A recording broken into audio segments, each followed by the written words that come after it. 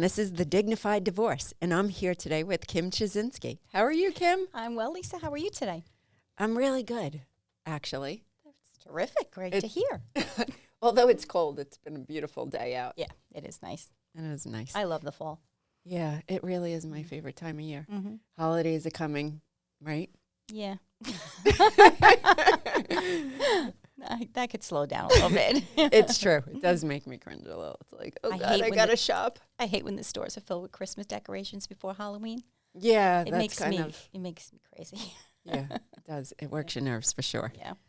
But today we're here to talk about divorce, talking about family and holiday. We are. And divorce makes the holidays so much better. It made mine really good, I'll tell you. Nothing like spending the money on myself. I'm just joking. What do you want to talk about today? I don't know. You know, divorce is such a complex situation, right? It sure is. Yeah. And you deal with this every day. But the thing I like about your podcast is it's called the Dignified Divorce. And you do it in a much better way than most people. I hope so. Yeah. That's the goal. That is the goal, right? Yeah. Yeah.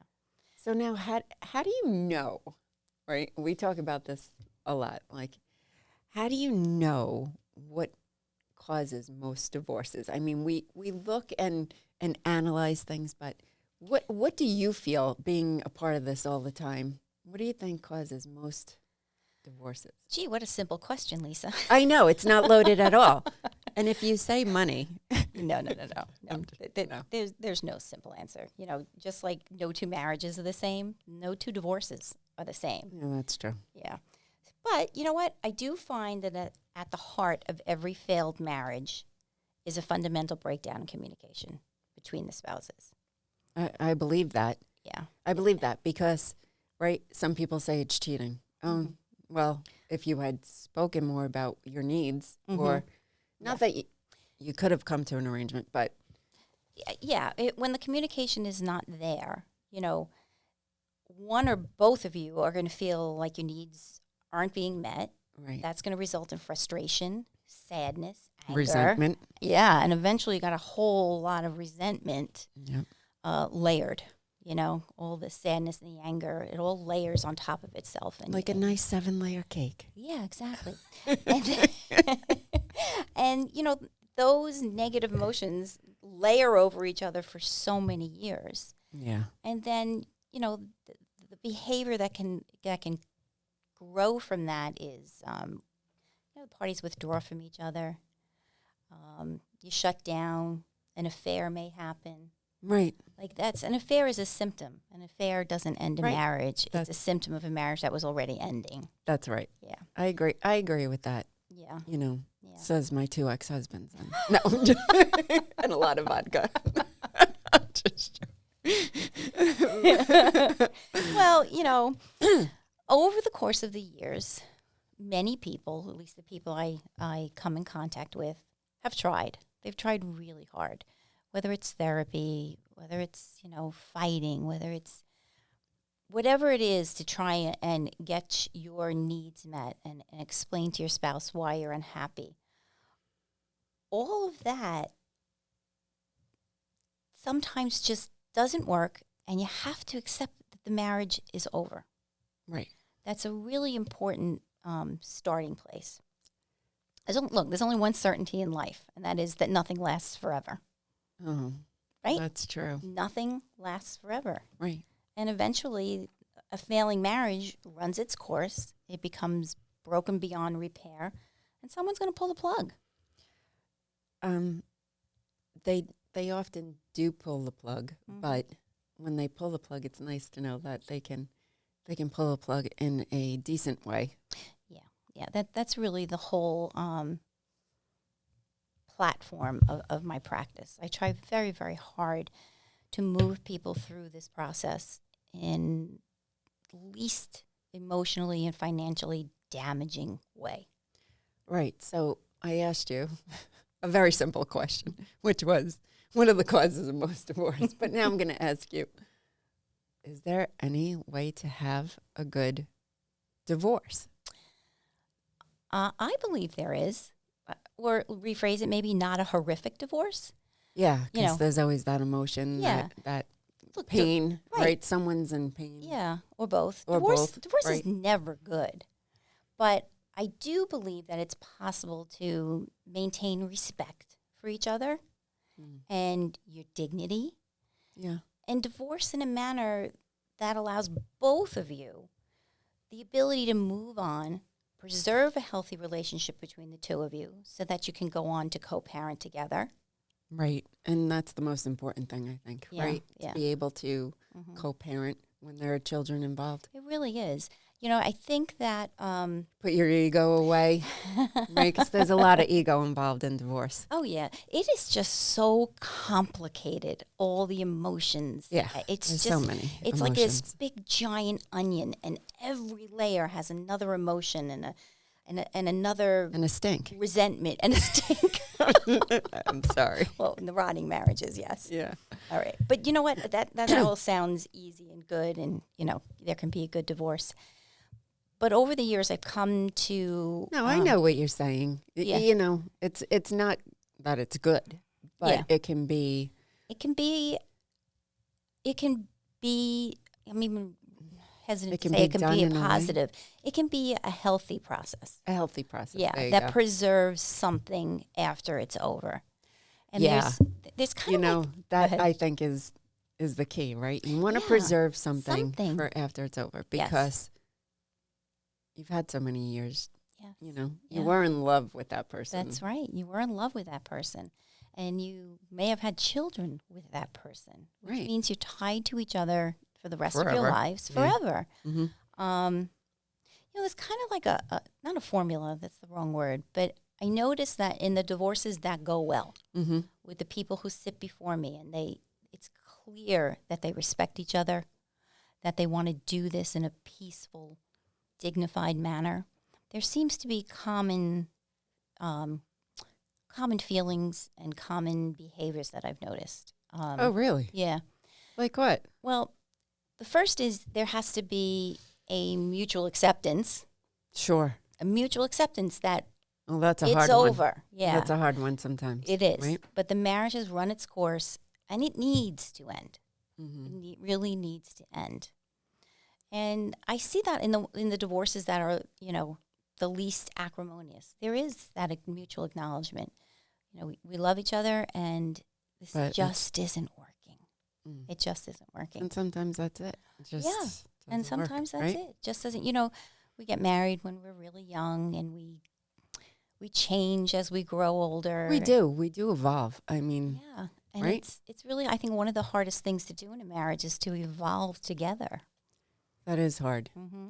because, well, especially if you live on Long Island. I mean, think about how much time you spend away from each other. Oh, yeah. Right? Each person has to work, and Yes. especially if you do have kids, right? Yeah. So you're living your own lives. Mm-hmm.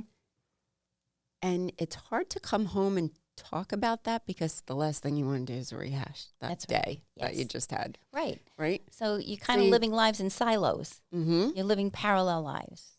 Yeah. That Kind of happens. sucks. It's sad. I mean, it's understandable how it happens, Sure. but it's sad. It is. Um, You have to find that, I guess, common thing to bring you together outside of kids. Because, you know, then you end up in that kid world where you're just living your life for the kids, and yeah. the kids are your only commonality. And it's the only thing you talk about, Yeah. right? That's not going to do it. No. Not going to do it. Well, for a little while, but then, right. And Passion. yeah. Where's the passion? Yeah. Where's the flirting throughout the day? The thankfulness for each other, Yeah, right? all that just seems to go away. Life happens. It does. Life gets in the way, actually, Mm. of being married, I think. But For all of you 20-something-year-olds, boy, I sound like a real Debbie Downer now. I'm very pro-marriage. both of us. No, we really are pro-marriage. It's on my 5th, so I am pro. No, I'm joking. I'm not on my 5th. So, you know what? In addition to the mutual acceptance and acknowledgement, hey, this had a good run, but it's not working for either of us. Yeah. You have to acknowledge your role in the race to the bottom. Mm. Like, very rarely is a marriage Perfect. broken up because of the faults of one person. Like, it's solely your fault. That's not real life. You You get sure? there 'Cause together. I'm pretty sure. No, I understand that. Yeah, it It takes is. two. It really does take two. That takes maturity, It does. It also takes insight, Mm. self-awareness and insight. self-awareness. Yeah. But I watch couples that have that, Yeah. and it's the way they acknowledge each other. Like one will say, well, it was my fault. I always did this. And the other one will say, no, it wasn't that bad. And Oh, it's they like, do? yeah, these Oh, are the that's people who nice. have self-awareness. And, I'm giving you the formula that I see for successful, Yeah. less Divorce. Yeah. Less 'cause- contentious divorces. Exactly. Because, it's not, I'm not generalizing. I'm giving you what I see as a formula for the ones that are able to do it well. Yeah. Yeah. And that does take time, Yeah. It takes time. less ego. Yeah, you have to. It's the same 5 stages of grief when you go through a divorce as when you lose somebody. Really? Yeah, it's the same 5 stages, and oftentimes I see that what keeps people from acknowledging their role in it is one of them is stuck in a phase, probably anger, Mm-hmm. is stuck there, and the other one's moved on and is at the point of acceptance. That's a really hard divorce to keep calm and respectful because you're just in different stages of grief. And everybody grieves differently in their own time. So that's one of the biggest challenges I find in doing mediation and collaborative divorce. Do you help them through those stages? Or do you help them get to an even Well, I'll place? just point out that this is what I feel is happening, Okay. and I can't help people get through that, you know what I mean? But I can point out Right. what right. I think is when Okay, somebody's I having get a it. really hard time, I can say to the other spouse, it sounds like your husband is really struggling with this and hasn't quite accepted. We need to be patient for that. You need to respect that that's his process. Mm. You're here together. You both acknowledge that the marriage is ending. But you may just be traveling down that road at different speeds. At that point, do you pause? Or It depends. Sometimes, there'll be an acknowledgement and an apology or, it's devolved into tears. Every many meeting things. is, Yeah. it's so different. I also find that the people who go through it well express a lot of gratitude to each other. oh, They do. They That's nice. express gratitude for all the beautiful memories that they made, the experiences they had. while going through the divorce, Yeah. they're expressing gratitude. Wow, Yeah. that's amazing. Yeah, to me. and it's really nice to see. Like Yeah. they're, and what I mean by Appreciative gratitude, of what they, right? of what they had. It's maybe the wife expresses some doubt about her, parenting capacity or something, and the husband will look at her and go, "You're always a wonderful mom." Like Aw. that's Yeah. gratitude. Yeah. That's gratitude. That's respect. And I think that serves you and your children very, very well when you can hang on to those good things. You created a lot of good things together. Right. And most of all your children if you had them, so it's Yeah, it nice came if from you can love, they came right? from love. Yeah. And there's always there's always respect in the good ones, a lot of respect. Like if somebody starts to cry, the other one says, you need a minute. There's just kindness. Well, I think that's key, right? That is key. Kindness. Kindness is really the key. And remembering, Yeah. right? Yeah. Remembering and kindness. Remember yeah. why you fell in not- love with that person to begin with. Or the good things that you have now, Right. but it's just not working. It's just in the not long, working. Yeah. long term. And just because the marriage is ending doesn't mean that all the love has to die with it. There's still a love That's that you really can interesting. maintain. No, but that's really interesting because I get that, right? Like, yeah, I love that person, but it's just not Different. Yeah, It's a just- different kind of love. Right. I made a life with you at one time. I had children with you. I made memories with you. There's just the love for the past we had together. Yeah. And I find that people who are able to acknowledge that and hang on to that little bit of love, it serves them really well in going through the process. But I'll tell you, there's one that's the most important one. What is it? Forgiveness. Ah, the F word. The F word. It means everything. To be able to forgive your spouse and probably even more importantly, forgive yourself Mm. for the role you played in the end, it's just what greases the wheels to a new future. It really is. It's, marriage, That's a tough one. it is. But marriage puts down these really deep roots, Mm-hmm. and then those roots die. But with forgiveness, But with death. with forgiveness, you can yank those dead roots out, and then there's a space for a brand new life, a new future, Oh, I like that. a new life to build and grow. I But like that. that can only happen with forgiveness. If you're holding on to the resentment and you're holding on to the blame, you keep yourself from moving forward. That was big. I know. I'm feeling a little kumbaya today. But that is, I'm an optimist at heart. And I try really hard to help people help themselves through this That's the process. key. Help Yeah. them help themselves Yeah. through the process, right? Yeah, yeah. So you can go after that divorce lawyer that's going to rip and tear your other The to pit bull? shreds, Yeah. But Yeah. that's not for everyone. It's really not. But No, but I will especially say, if you have kids, because God knows how you're going to look at that person and then decide Yeah. where you're spending the holidays, Yeah. where the kids are spending the holidays. How can you have their best interest at heart? how can if you that- stand next to each other on the soccer field? How Right. Can, it's all the little things that it And then bleeds later on, into. Later on, the bigger events, right? The graduations, the Yeah. sweet 16s, whatever, Yeah.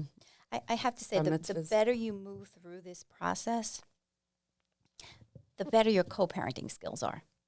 Yeah. Because when the resentment and the anger is just released, you both love your children. There's a mutual love for your children. And if you're both good parents, you value that in one another. Right. And co-parenting is tough, really tough. There's two Oh my kinds. Gosh, it is so tough. Yeah.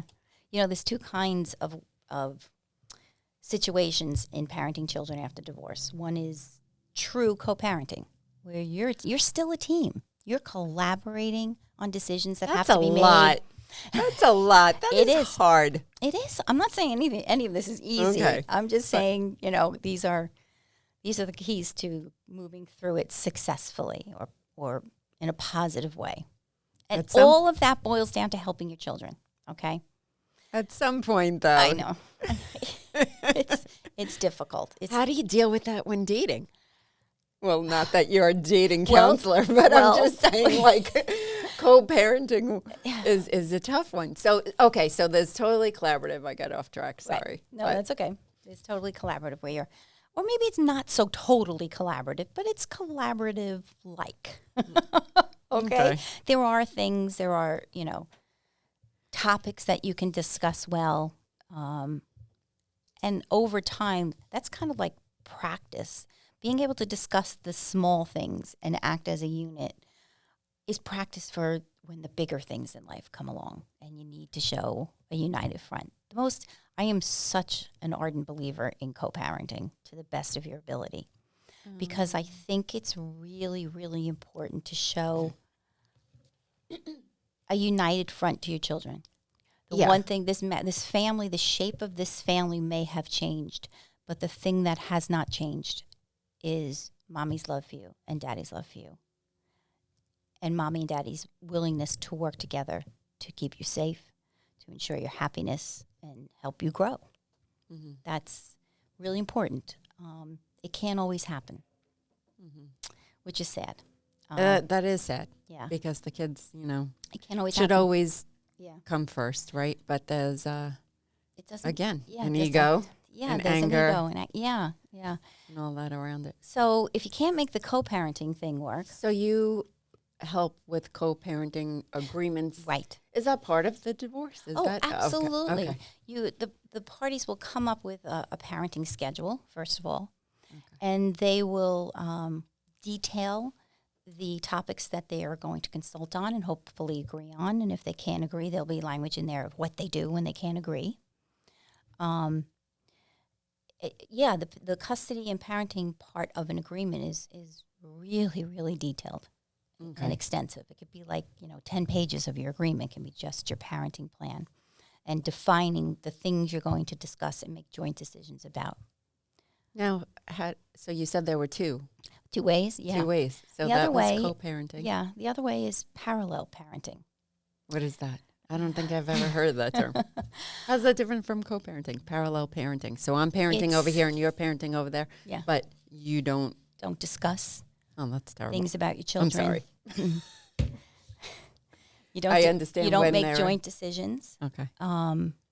You don't seek the input of the other. You don't present to your children that you are parents as a unit who support them and love them, which I think breeds a feeling of insecurity in children. When the rules are completely different, they see that mom and dad don't talk about anything. Mom won't let me do this, but dad lets me do this. And they know as children, they have an innate, an instinctual sense that my parents aren't communicating. Like, there's stuff going on here that probably shouldn't be going on. And I know they're not talking about it. And that then leads to feelings of guilt in the child. Like if dad says it's okay to do something and the child knows mom is never allowing that. This is a little bit of excitement in the beginning when they get to do something they're not allowed to do at mom's house. Manipulate the hell out of that. Yeah, and they do. But I know I would. I was 16. Yeah, but I think it breeds a sense of guilt in a child that I'm doing something that I probably shouldn't be doing. And insecurity. I think you're right about the insecurity. Yeah, to know that your parents aren't communicating at all on anything, I think it's a pretty scary place for a kid to be. I really do. It's difficult. It's really difficult. So those are two ways to parent. Two very different ways to parent. Two very, very different. And you can only co-parent if both people agree to it. Everybody has to opt in option. Sure. You can't have one parent that wants to co-parent, one parent that doesn't. You can't force somebody to co-parent with you. And there are clear rules in this co-parenting. Yeah, there are clear rules. It's just, you haven't stopped being parents. You're just doing it differently. Your roles to each other have changed. I bet men have a different take on what co-parenting means than women. Oh, absolutely. So that's why I was wondering if there are clear rules in this agreement that kind of outlines where those responsibilities are. Because so often the men get the short end of the stick. They really do love their children. They want to participate in their lives. And just because they're getting divorced doesn't necessarily mean. And I don't think that that's always seen clearly. Yeah. So it's changing, though. Good. Yeah, it's That's changing. a good thing. There used to be this old doctrine, the tender years doctrine, and it was presumed that mothers were the primary caretakers and should be the primary caretakers. That's evolved over the years, thankfully. And I am seeing that fathers want to be more involved in the day-to-day of their children's lives. Yeah. I will say that for some of them, it's a really difficult transition. If they had a marriage where they had traditional roles and they worked and the wife stayed home and took care of the kids and they didn't really play an active role in the day-to-day, now becoming a full co-parent is a tremendous shift in reality. Oh, sure, because guess what? Yeah. They're yours 3. Yes. Yeah. Right? 3 days a week, sometimes 4 days a week. Or sometimes 1 week on and 1 week off. And it's, oh, wow. You don't have this, sometimes they don't have the skill set, and it's just because they never did it. You don't know what you don't know. Like when you actually had the baby. Well, I'm sorry, but it's true. Do I hear a little resentment there, Lisa? I'm sorry. You're like, oh. Beyond giving birth. Just, you remember when your kids were small, just the scheduling of the appointments, the shifting back and forth, getting things for school. It's a non-ending homework thing of tasks. Yeah, every day is just a non-ending list of tasks that you never complete. No, never. But if mom or dad wasn't involved in that process during the marriage, and all of a sudden, here are 3 little people that you have for the next week. Keep them alive, feed them, and get them to where they have to go. That's really daunting. That's really daunting. But I give dads who want to do that a lot of credit. you know, sure. when it's a sincere desire to do it. And I encourage them to get help, you know, from outside sources and get support, some parenting skills, some, you know, and Take a that's class, read a book, take a class and listen to a podcast. But, you know, loving parents are loving parents. I It know. doesn't matter if you're the mom or you're the dad. You're a loving parent who wants to have involvement and raise your children. That's a beautiful thing. And it's, you know, I like to see it happen. Well, I learned a lot. So there could be a decent divorce. A decent divorce. I Decent like that. divorce. Let's forget dignified divorce. Let's call this It's decent decent. divorce. I don't know if that should really be the goal, right? It was decent. You know, the whole point is it's as painful as you make it. Yeah. And I'm glad that you're making it less painful for a whole lot of people try. out there. I try. Yeah. You're really good at it. If you can't tell Thank by you. listening to this podcast, she just has a peaceful way about her, Kim. And Thank you.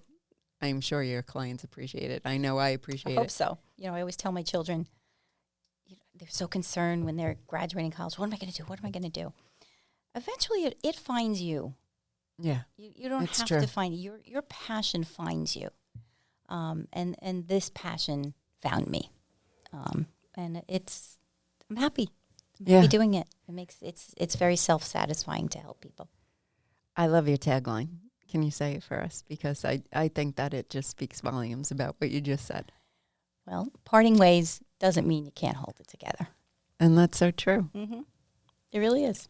It is. So it's not just her tagline. It's actually the mantra of which she practices. And I think that you got that from today's podcast. So, So yeah, holding it together. That's what it's all about. That's what it's all about. All right. Well, thank you, Kim. Thanks for having me again. Of course. All right. Have a good day, everyone. Bye-bye. Bye.